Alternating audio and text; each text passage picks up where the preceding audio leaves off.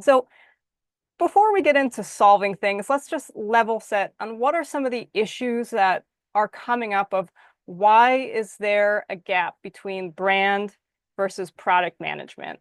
What I've seen is that a lot of times in companies, we don't consider brand and product together. And this can be quite an issue because often the narratives that we create in brand and product are either out of date or just completely misaligned. And we've also found that there's a failure to adopt products or even brand narratives to the evolving preferences that an industry and a customer has over time. When we look at, say, larger organizations, or actually even smaller ones, we also see that the teams lack a shared vision of the greater business ambition between kind of what should brand be doing and product together. And the last thing is we find that products, whether they're physical or digital products, underperform when not rooted in customer needs. Now, who am I and why am I talking about this? I know some of you just know me over time, but let me just give you a little bit of an anchor in terms of why do I love talking about this topic. I founded Veronical. It's a global brand consultancy, and it's been great to be able to work with a lot of top global brands in B2B and in B2C, both agency side as well as in-house. And that's where I've seen a lot of these issues, to be honest, in terms of like brand versus product. I've worked for many years, kind of shows my age a bit, but 15 plus years in terms of brand strategy and as a creative director. And I've been on both sides. I've been in brand, I've been in product, and kind of looked at either of them and thought, why aren't we talking more? Why can't we make this easier? Because it really helps when it comes to things like retail experience or even websites, when you're bringing both of those narratives together. And I like to talk about what's actually happening in terms of organizational reality versus the neat and clean templates that you might see in terms of brand or product strategy. I kind of talk about what is generally missing in this discussion and how can we start to address it within our teams. Now, why do this now? Why not wait until after we refill our prescriptions or write that ninth book? It's because when you have a disconnect between brand and product, you really can create some brand dilution and customers will leave for someone else. It's also that you're leaving behind the opportunity to better communicate the value of your brand and your product portfolio. We talk a lot about product market fit versus actually product narrative fit when it comes to our how we communicate our brands and build our innovation strategy. It's also an aspect that really helps us to drive future innovation that is really truly tied to our brand values and vision. It also helps if we do it now to avoid that decline in market share, or my favorite topic, which is budget inefficiencies and redundancies. And it also is just one of those things that helps to enhance product resonance as well as pricing power when you're able to create a strong brand that connects to your product, service, and offering. Now, we kind of live in a slightly different land than we did 5 years ago in terms of brands and products. Your competitors are constantly changing. You didn't know X was a competitor until they became it, or an industry is shifting. The other thing is markets are very crowded. There's a lot of people doing what you probably do or an adjacent thing to what you do or what you offer, which means you really need to be top of mind when people are starting to think about needing a solution. Also, we see that customer preferences are constantly shifting, and that means that we really need to keep adapting even more frequently than we used to, say, 5 or 10 years ago. And incremental changes are so much more needed than these huge, dramatic overhauls when it comes to a brand and product portfolio. And the thing is, teams need to deal with complexity more than before. Complexity on how many channels, how do we tell that brand story? How do we create products for different audiences, global, regional? It's not It's not the same job that we used to have 5 or 10 years ago, whether it's brand management or product management. So we're going to go through two things today and then go through the discussion, which is number one, how do we diagnose the issue that we're having? How do we properly understand within brand and product misalignment, what is the actual problem? And the second thing we're going to look at is how do we start to rebuild that bond within our teams and our multiple aspects of having a brand and a product portfolio. Now, I promised that we would stop at the end of each section for a question, and I want to know from all of you, and please put this in the chat, either diagnose or rebuild. What is the key? What is harder for you or for your clients to do in terms of brand and product? Is it diagnose the issue or rebuild that bond? Please put in the chat, diagnose or rebuild for your answer. Rebuild the bonds. Okay, we have our first vote for rebuild. I'll give everyone a couple of seconds. We have another vote for rebuild. Rebuild is winning. Diagnose, okay. And easier to get in a groove and to be complacent. We will actually address that in terms of complacency and kind of status quo that we get into in terms of what we do, whether we're big businesses, small businesses, or working with clients. Okay, I will give you all 5 more seconds. But so far, rebuild is winning. Rebuild, okay, we have another rebuild.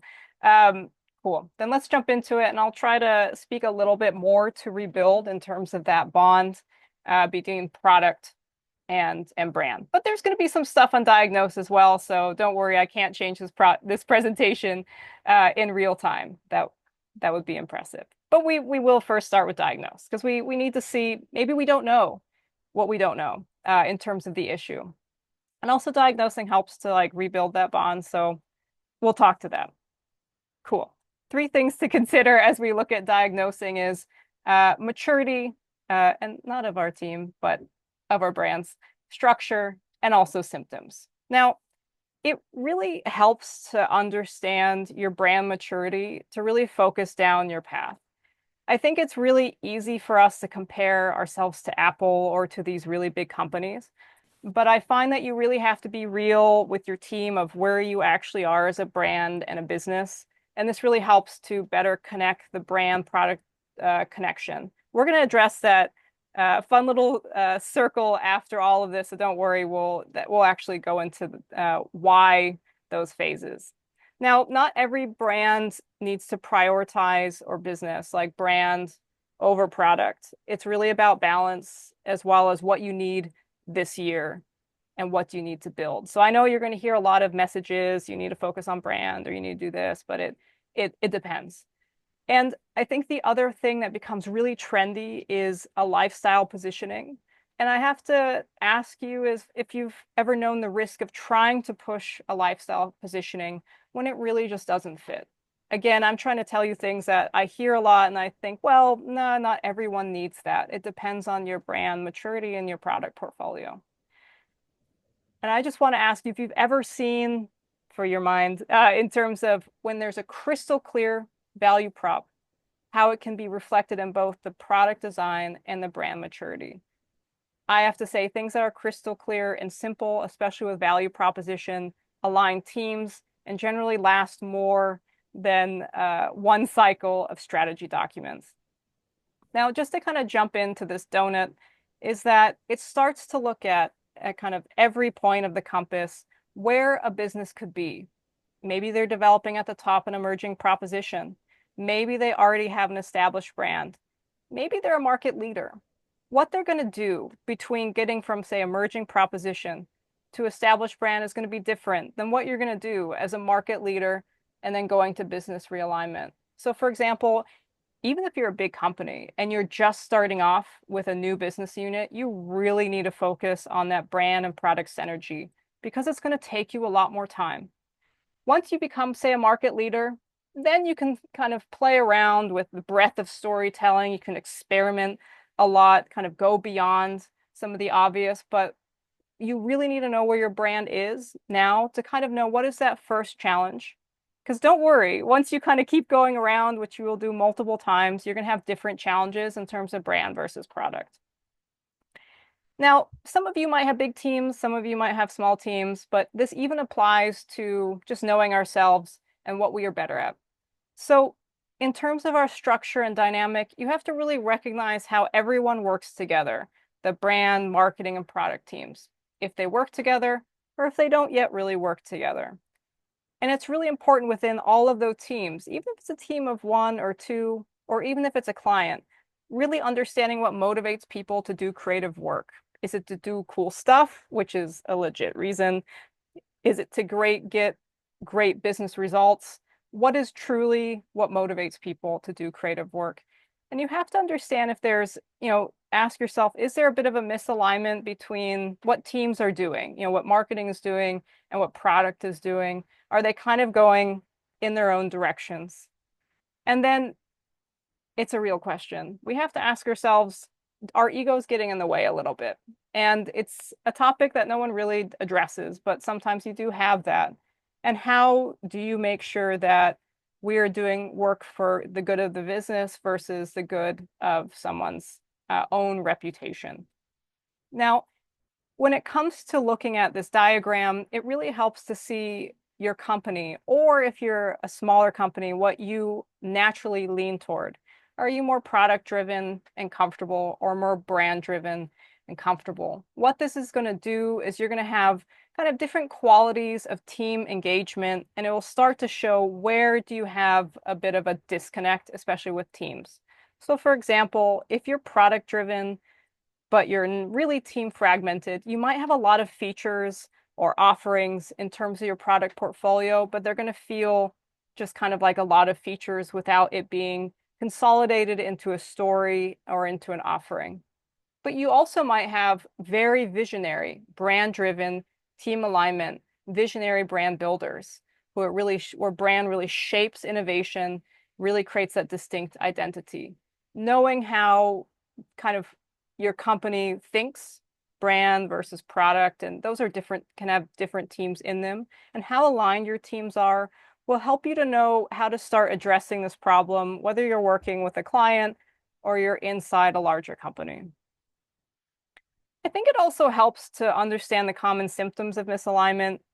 And honestly, there's one really big obvious one, but what we see is when, product doesn't meet customer expectation. And we're literally going to look at a diagram that starts to rebuild that bond in the next section. I think the other thing that we see in terms of a symptom is that the product portfolio, it could be initially or over time, just kind of feels a bit misaligned with the brand vision. One is maybe progressing faster than the other. The other common symptom that we see is that marketing is driving awareness, but conversion is low.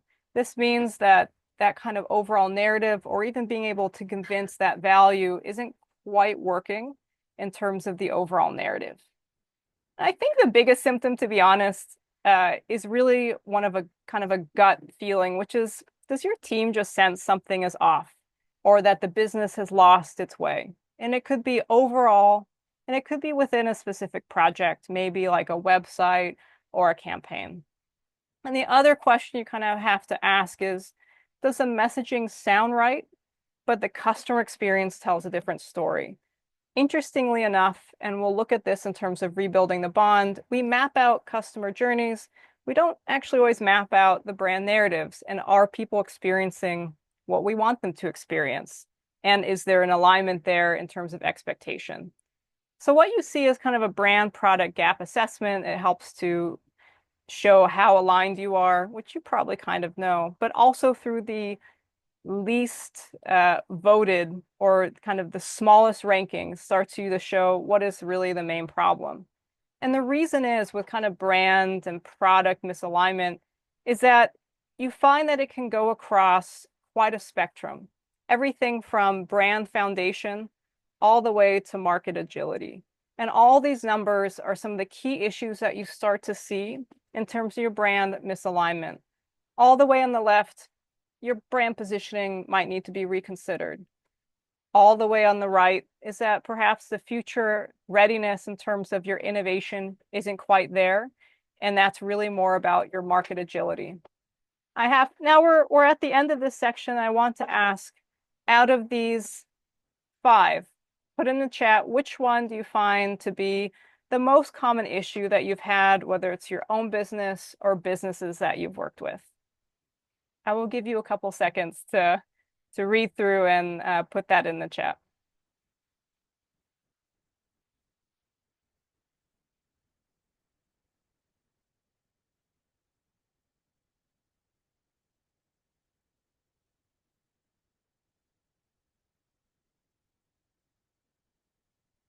Okay, we have a vote. Oh, wow. We have a vote for a lot for messaging alignment. We have, oh, and creative execution. Okay. So far, rebuild and how to rebuild that messaging is almost the key topic. Okay, I'll give you guys five five more seconds, but we're already getting a clear winner with messaging alignment uh, to see if there's anything else. But interestingly enough, we're kind of getting in the middle of this spectrum of messaging alignment and a bit on creative execution.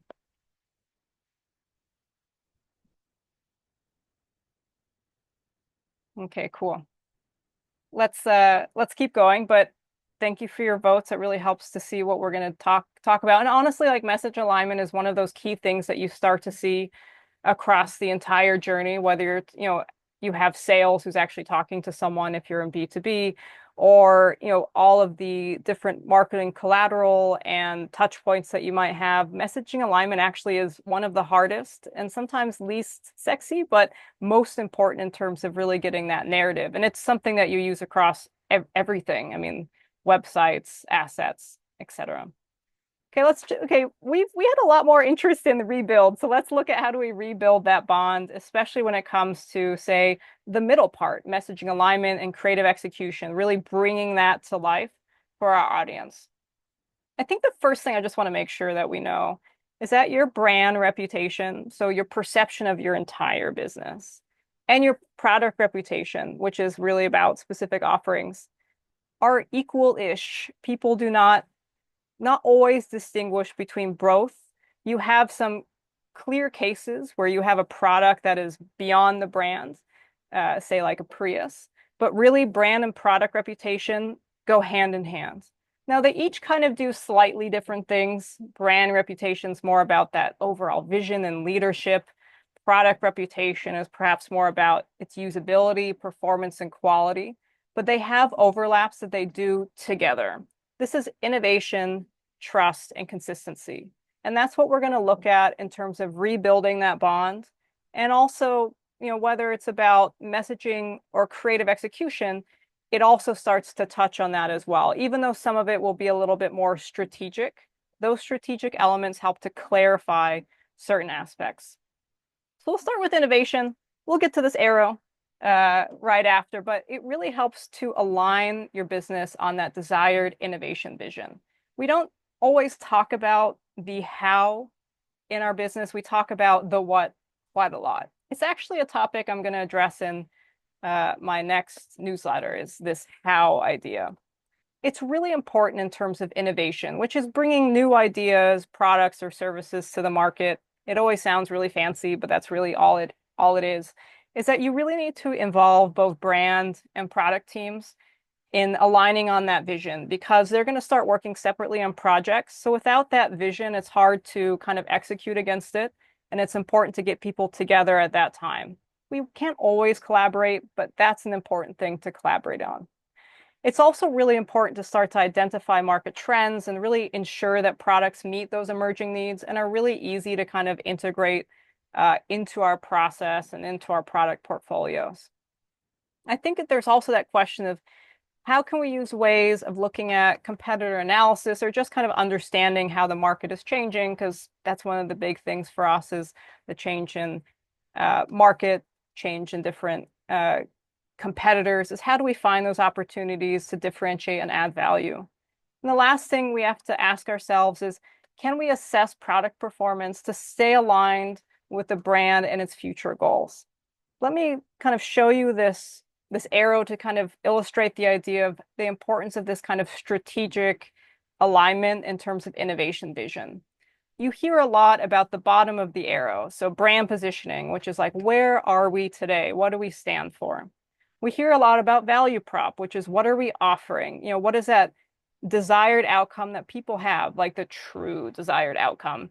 And how does our products or service help with that? But we don't always talk about the arrow part, which is how do we kind of get to our next stage of our business, which is where we're heading? How do we define our specific approach with innovation? Let me give you an example. Like I worked in Converse, it's under Nike. Our innovation vision is very different from Nike. We were much more about innovating on expression, personal expression. We could not compete with the innovation vision of, well, I guess kind of compete, but do the same innovation vision of Nike. They're much more about high performance. There's just so many different ways to innovate. You could be about expression, high performance. It can be more incremental. It can also be more storytelling. But if you're not specific on your approach, it's going to be really hard to align brand and product teams over time and to not kind of feel like you're looking everywhere in terms of how are other people innovating. So that also helps in terms of messaging. And we'll get to that in terms of knowing your innovation vision. And now that helps with really messaging alignment. This is one of my favorites because it really starts to look at what is that messaging compared to what's really happening in terms of someone's experience. And that's all about building trust. You hear that a lot in B2B, but it's also there in B2C in terms of overall building trust so that brand and product reputation work well together and sometimes boost one or the other, especially if you're kind of experimenting more with, say, products or storytelling. It's really helpful to define and communicate the brand's core promises across all teams. And this is so that they know what to act on and how to build that messaging. For example, sales and marketing, both talking to or kind of helping out with that purchase and overall experience. But if they're not really aligned or quite know core promises, they're going to communicate differently. And that's a huge gap. Like that's actually another presentation in itself in terms of kind of sales versus marketing. It's also really important to align product development with marketing to ensure consistency within brand values. That's going to come out in creative execution. So if your brand values, say, speed, that you're going to not only have messaging that reflects that, but visually you're going to express this concept of speed within, whether it's your website or in collateral. Knowing those values and having them being really clear helps to build off of them. I'll kind of show you a diagram that actually addresses that because as someone who used to be a designer, I've seen when strategies are not made well enough to execute against. And it's usually because we don't understand foundational things to then build upon in terms of creative execution or messaging. I think the other thing is how can you really use customer feedback? And it doesn't have to be fancy customer feedback, any customer feedback, depending on the maturity of your brand and your business, to identify where products fall short of the brand promise, because then there's going to be a bit of dissidence. And I say any feedback because I think we get a bit stuck with the perfect feedback, but it really depends on where your brand and business is. I think the other thing is how can we analyze, kind of going back to that marketing messaging alignment, how can we analyze our communication and ensure it's really aligning with how people are actually matching and feeling during their experience so they don't have this kind of dissidence in terms of you're promising this, but I'm experiencing that. And that's exactly what this kind of diagram starts to look at is in terms of the stage of your customer, whether they're exploring an option all the way to maybe embracing it, recommending it, signing up again, buying something else. What is the difference between what the brand says and what is really happening? And that's once you have something out there. Let's take the middle one of experience. What the brand says. The brand is going to be talking about in terms of its messaging and visuals, promises about the quality, the service, and the brand's overall expertise. Now, let's say what's really happening. Someone is trying the product and service, maybe interacting with customer service, Is that aligned with what you've promised? Because if there's any issue, that's going to be a lack, there's going to be a slight lack of trust because the experience isn't quite aligning with what you've promised in terms of your expertise and what the product or service can solve. So I think it's really interesting to look at, especially if you have established messaging of what's really happening in the customer experience. I think the other thing is, and consistency is an interesting topic in terms of both messaging and creative execution, is how do you elevate that consistency smartly across both brand and product? So, for example, do you have a clear yet flexible brand guideline across design, messaging, and tone? It needs to be a guideline that guides on the necessary parts, but still allows for creative execution across different platforms as well as regions. And that's really important for alignment. When it comes to alignment and messaging, especially as we talk about global companies, there needs to be a little bit of flex. And that also helps for finding new ways to communicate. You want to be able to align, but still stay flexible. And it's the same thing with your kind of creative approach. You want to make sure that you have regular check-ins and updates across all touch points. So different platforms, whether it's like websites, social, or in person, to make sure there is that brand coherence. It's very common. I've seen this in large companies, like when I've been working at, say, Reckitt, is that you set an overall brand strategy and you do guidelines, but then the execution you don't always have as much control over. And that's where it's really important to kind of have those checks to make sure the important parts of consistency are working. And then also to see what really great innovations or new ideas people are doing that really helps. And that consistency is important because people want to recognize you across all touch points, both visually and through messaging. Ideally, you would want something from a design perspective that we took off your logo, whether we're talking about a product or a website, that they would still know it's you. And that was always an example I used within, being agency side as we did retail experience. I said if we could take off, say, Clinique's logo, would we still know that that's their store? If we took off Bottega Veneta's logo, would we still know? And that's consistency. And it can be creative. And there's some aspects that are not creative in consistency. And the other thing is, especially if you're dealing with large companies, is there a way to streamline processes to quickly resolve inconsistencies? And to be honest, that really starts with conversations ahead of time, reaching out to teams, getting to know people so it doesn't seem like such a big deal, but more, again, kind of incremental in terms of kind of brand and product experience and inconsistencies. And I think the other thing, again, with messaging is can you reinforce credibility through either social proof, so people saying great things about you and your product, or through customer stories? I actually saw on LinkedIn there is a question, are customer stories still relevant? And the answer is yes, because we want to see real people like us interacting with a brand and product. And much like that last diagram, that what we're hearing from the brand is consistent with other people's experiences. Now, this is looking at consistency across different aspects of brand versus product. What we have are kind of a couple of key attributes. What's the alignment on the core purpose or target audience or values, all the way down the positioning? How is that alignment doing? And then all the way over is what action do we need? This is really something that can be filled in if you all like filling stuff in, or also just kind of a guide in terms of conversations between, say, a product team and a brand team. Now, we are at the end of a section, and I just want to see from you all, of these 7, which ones, and I know we've talked about messaging, but I just want to see if there's maybe something else.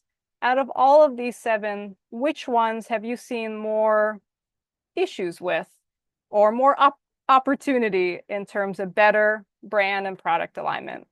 I'll give you a little bit extra time because there are so many words on this diagram. Okay, so wow, we already have someone popping something in the chat.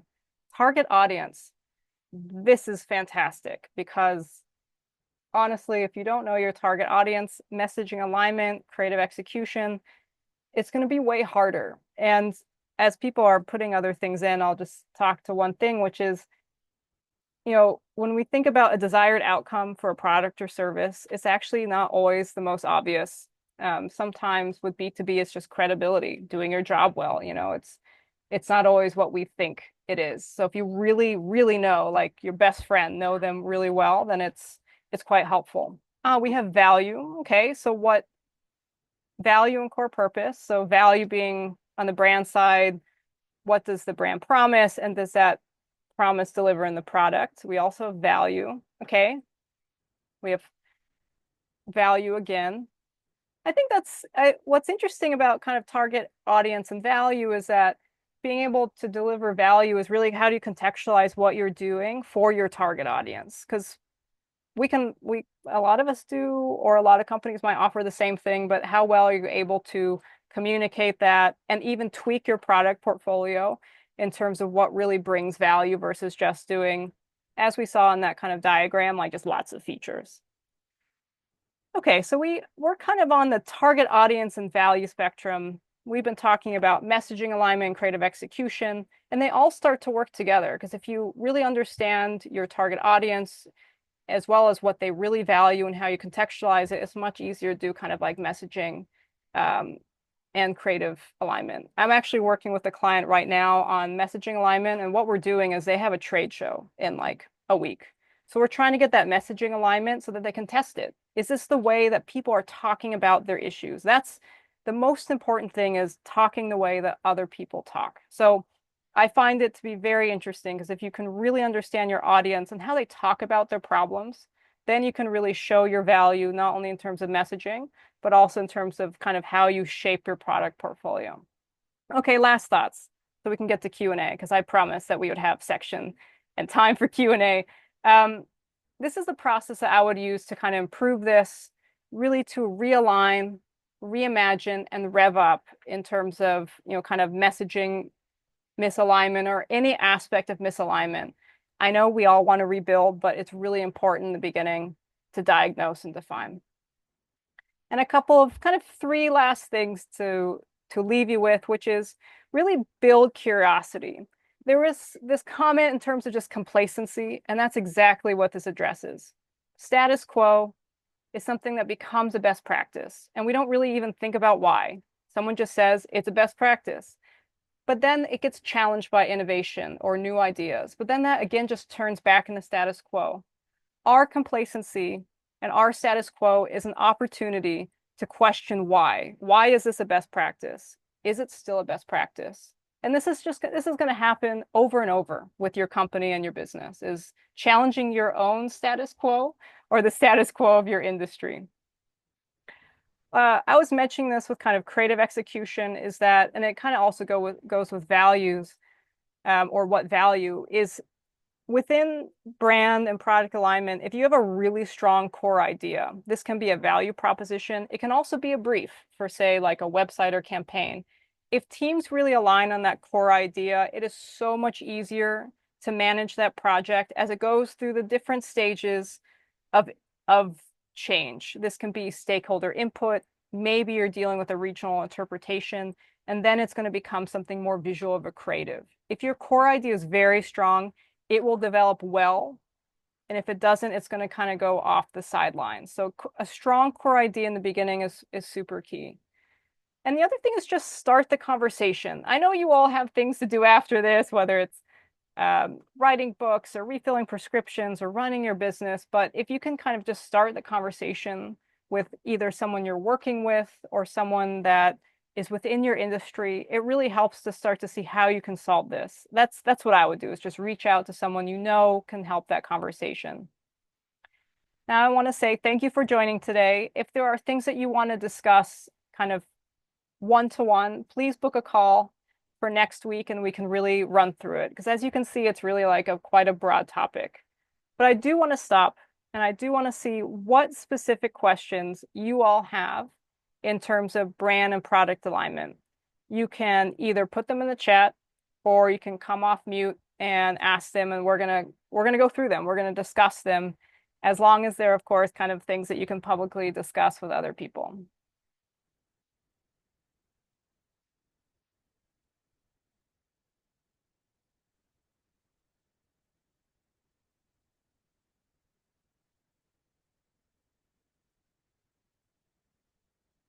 Okay, we'll jump into this first question on the chat, and we do have time, so don't worry, we'll get to all questions, which is from Steve. Is it desirable to inventory where your brand is applied? Yes. In terms of inventory where your brand is applied, it's really kind of looking at where your brand is showing up and how it's showing up. It's quite common for brands at a certain point to do an audit, much like you do a financial audit, an audit on your brand of like where are you showing up and how are you showing up? And back to this idea of values and target audience, does it start to align kind of with where your target audience is and what they generally want to hear or see or experience on certain platforms? So I would say overall, yes, doing an audit is really helpful to understand where your gaps are and to improve because when it comes to brand and product alignment, whether it's about messaging or even just kind of changing your services, you really want to start to understand that overall kind of universe that you're creating and how people are interacting with you at different touch points. Okay, we have an example. Let's look at this example and see if it starts to work with it. Here's the example that we have with this inventory. We have a Prius. It's a great car product, but when we go to the dealer, they try to upsell us with services that we don't need, so we don't go to the dealer. That's a great example because what you're seeing there is, when you think of Prius and why you bought into a Prius, it could have been for different reasons. You might have really believed in what they're doing from a sustainability perspective, which is making the right decisions. So when you go to a dealer and they try to upsell you, it doesn't feel there's a bit of dissonance between perhaps the values and why you brought into the brand and product and then and they're kind of just acting like any dealer. And you thought they're going to act a little differently because this is a different product than your typical car. They paved the way for hybrids, essentially, and it is one of those brands where the product almost becomes its own brand. People don't buy into it because it's Toyota. And that's important because it's a lot more at the point of engaging with the customer as they have the product. And you would want the service to align with how you expect that brand to be and not just upsell you. So yes, I would say it's important. And if the fact that you don't even go to the dealer also shows that there's a place to really improve in terms of both experience as well as messaging. And they could take inventory and try to make that a little bit better for their customers so that the customers go to the dealers. That's what you would want, and that's what they probably would want to better service your product.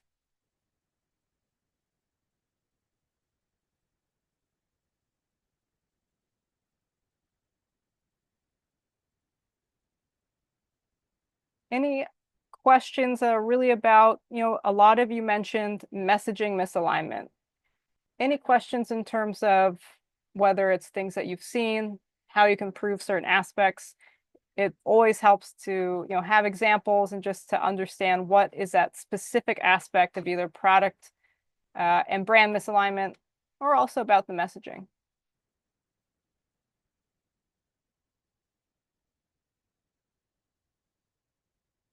Okay, we have a question on regarding the process I just showed, which is realign, reimagine, and rev up. What are your thoughts on the inevitable timeline adjustments? Melinda, can you clarify timeline adjustments? Is it in terms of kind of launching a brand and a product? Is it about what part about it?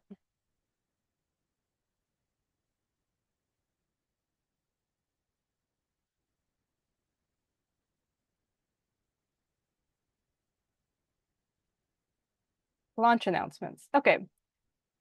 I, you know, when it comes to launching a product or service, you know a lot, hopefully, about your audience and how to best do it.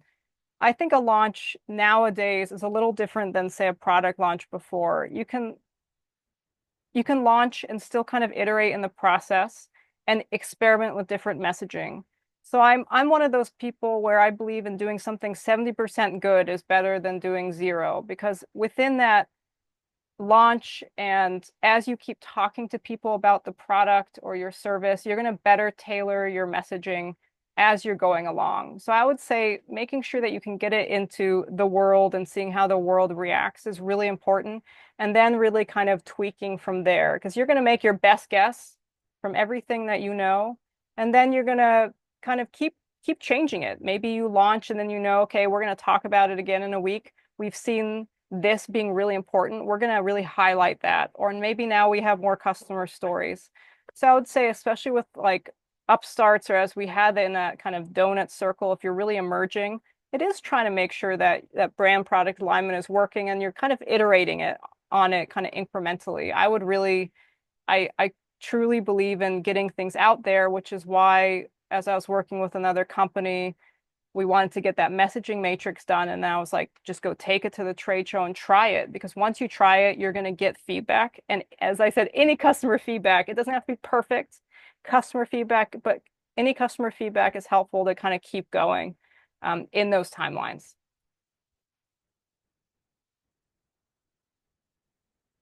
Okay, we've had some great questions. We have another one coming in. In your opinion, which is a great example of an aligned brand and product that encourages innovation?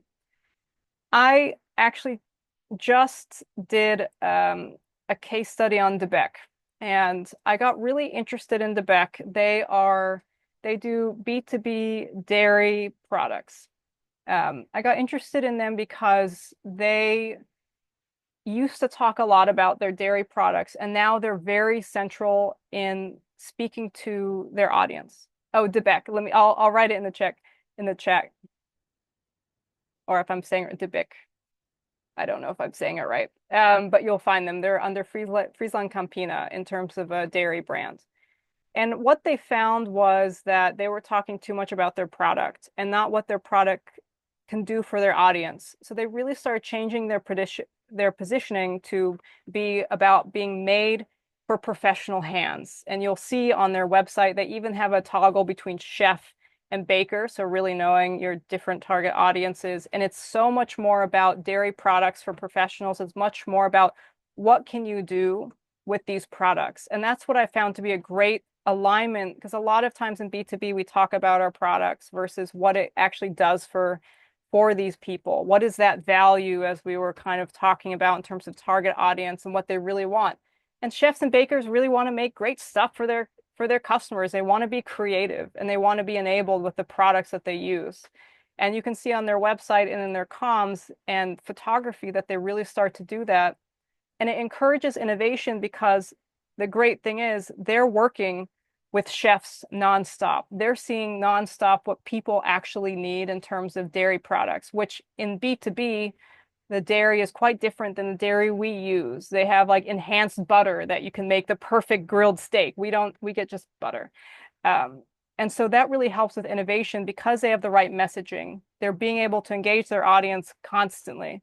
They're being able to create content constantly. And it really helps for them to go in the right direction, to be able to not only talk about it, but to start to get an idea of, okay, what does our audience, our different audiences need next? So being able to engage really well also opens up for conversations so people can help to even kind of collaborate with you in terms of bringing new and relevant products to the industry.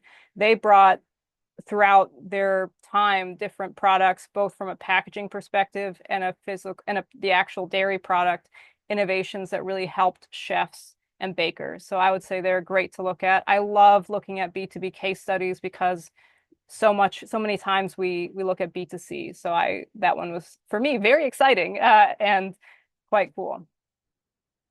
We have another great question in terms of brand guidelines. So let me read through this. Given that our brand guidelines, especially color palettes, were now established for a different sector and are limiting creative flexibility as we transition into the fast evolving tech space, how can we strategically update or adapt these guidelines to better support innovation while maintaining brand recognition?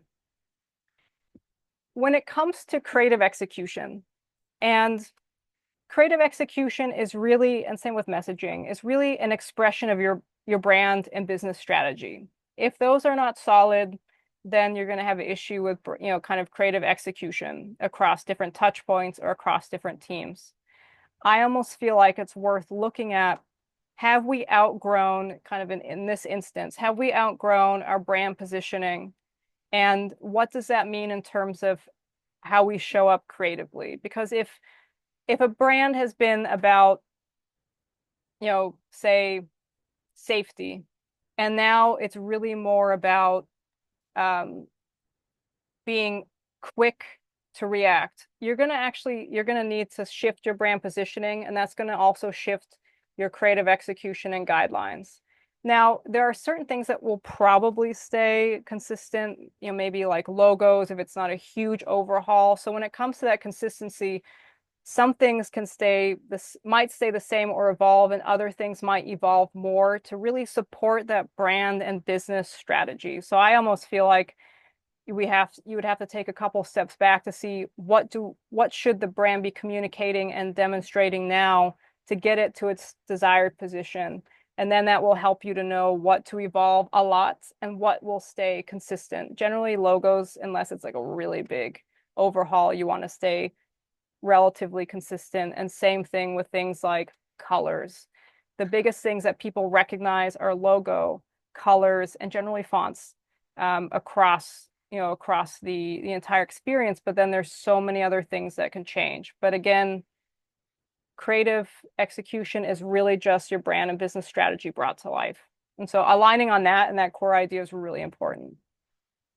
Also with brand recognition, you'll see that many times if someone is making a shift, is that they'll communicate it. Like for example, in packaging, they'll be like, you see this, we've updated our packaging. So even like kind of informing people helps, like in terms of recognizing we're still the same brand, we've refreshed our identity. We have another question. We have time. So this is great to see. Regarding the last comment, can you talk about the top-down versus bottom-up approach to creative execution? When it comes to creative execution, whether you're in a big business or small business, you are going to have, thanks, Larry. You're going to have both bottom up and top down. Top down being big strategy, maybe global company, very the start of a launch. So that will be a lot more top down. And bottom up is, when you're iterating and creating and expanding upon that strategy or assets. I would say you want to be able to set the best top-down strategy as you can, of course, and then really focus on when it comes to, say, bottom up, how do you thanks, Larry. Indeed, good to connect. How do you keep iterating and growing that from top down? And when it comes to that kind of bottom up approach, how do you learn from certain aspects of bottom up? Because I believe when it comes to maybe more, as you might say, like individual projects, or what we might say, quote, quote, grassroots, is that this is where some experimentation is coming in and where you can actually start to leverage some of that from your top-down approach. So say you're putting something together and you just want to try something creative. And that might be a bit of a pilot. And you might consider that maybe a little bit more bottom up. If it works, great. You might actually bring it more to a larger strategy. And if it doesn't, then you experimented and it's okay. I do believe in a balance of both, but I believe in setting a top-down strategy so that you know what your intent is and your goal. And then you might have something that comes from whether it's experiment or a kind of a project or a team that is really interesting that they came up with. So I do believe that the strategy intent is important to think about and align on, and then that will help you identify if there's some bottom-up approaches that are really working well. I've seen that at Converse where we had, actually, no, actually it was at working with Clinique, where one of the regional projects became a more global strategy. It was one of the projects that we were working on. But that's because there was that freedom in the brand guidelines and creative to experiment there to then make it more of top-down strategy. So I've managed brands, but I still very much believe in making sure there is flexibility within the brand to create something new or to allow someone to move it on, because where the brand is now is not going to be where it will be later. We have some great connects, so indeed, please connect. We have a couple more minutes, so I just want to see if there are any other questions in terms of kind of the brand product disconnect and how to improve.